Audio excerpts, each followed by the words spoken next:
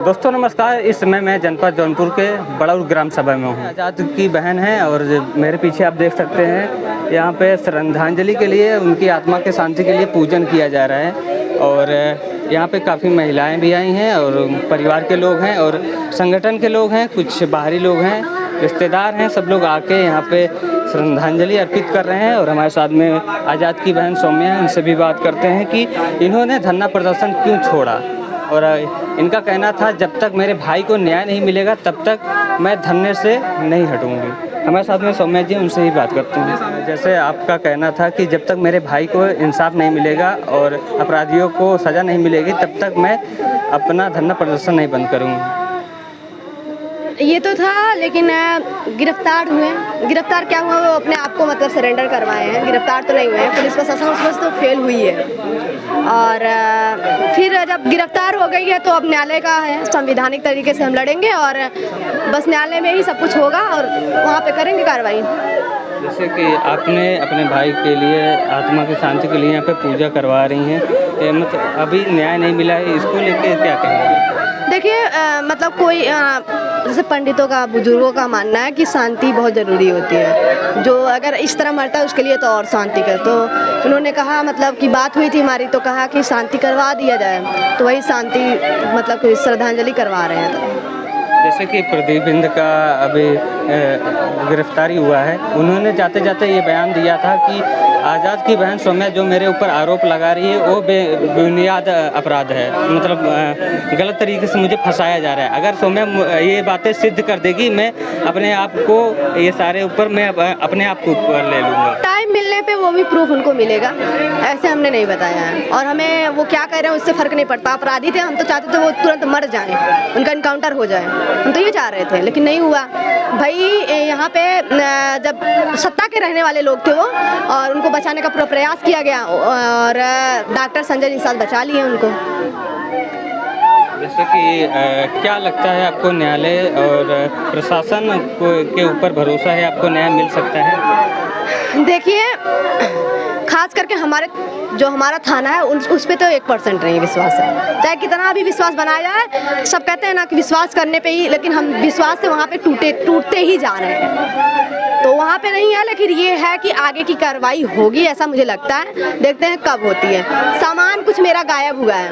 क्या कह दीदी का लैपटॉप है, बड़ी अम्मी की लड़की का है, उसका टैब मोबाइल का वो गायब हो गया है। 2 साउंड जो था जिसमें हम लोग बोलते हुए जाते थे वो गायब हो गया है। फ़ोटो वगैरह गायब हो गया है।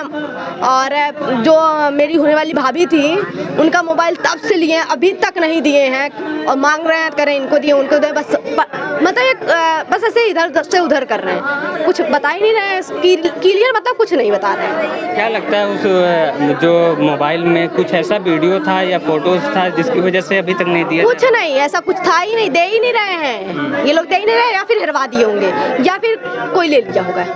हम बस यही जानते हैं कि हमें हर हाल में मेरे होने वाली भाभी का भी मोबाइल चाहिए, जो मेरी ये थी उनका भी चाहिए, और प्लस जो वो साउंड था वो भी चाहिए।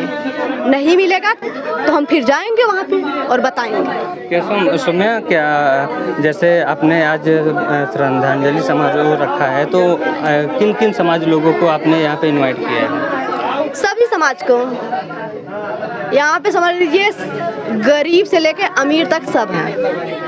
आपने कॉल करके बुलाया या सोशल मीडिया के थ्रू उन लोगों? मैंने सोशल मीडिया भी डाला, कॉल भी डाला, व्हाट्सएप भी डाला, सब।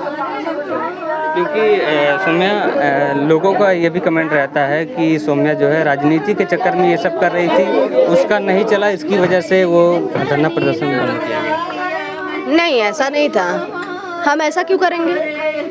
और रही बात, हम न्याय के लिए लड़ रहे हैं। हम तो यही जानते हैं, अगर इतना नहीं करे होते तो वो अपने आप को वहाँ पे सरेंडर भी नहीं करते। हम तो इतना जानते हैं, सरेंडर करने का एक यही था कि हम वहाँ पे धरने पे थे तो सरेंडर हुए वो लोग, नहीं तो वो लोग कर ही नहीं सकते थे, वो लोग सरेंडर हो ही नहीं सकते थे, इतना गारंटी था मेरा।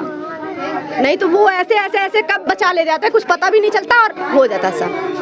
क्या लगता है वो लोग को सजा होगी कि ऐसे ही वो लोग भी छूट जाएंगे? देखिए, अगर न्यायालय नहीं बिका तो संवैधानिक तरीके से चला, गरीब का सुना गया तो इंसाफ मिल जाएगा। अगर वहाँ पे भी पैसा और सत्ता आ गया तो नहीं मिलेगा। आपसे अखिलेश यादव से बात हुआ था, आप उनसे मुलाकात भी हुआ था, क्या उनको यहाँ पे आने के लिए आपने इनवाइट किया है?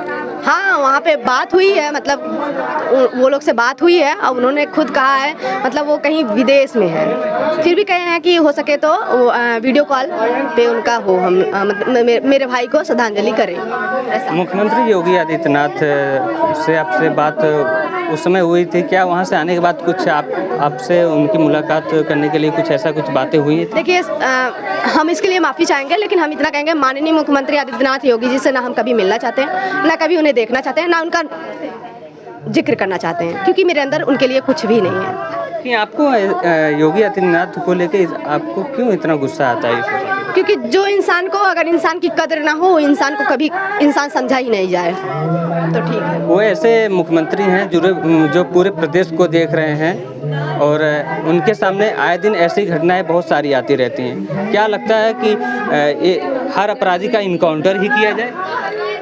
ठीक है, आप मतलब ये मानना हम सबका ठीक है, मान लेते हैं। कहीं देखें बीजेपी के सत्ता वाले को कभी इनकाउंटर हुआ है, और बीजेपी के सत्ता वाले ही क्यों करते हैं ऐसे अपराध?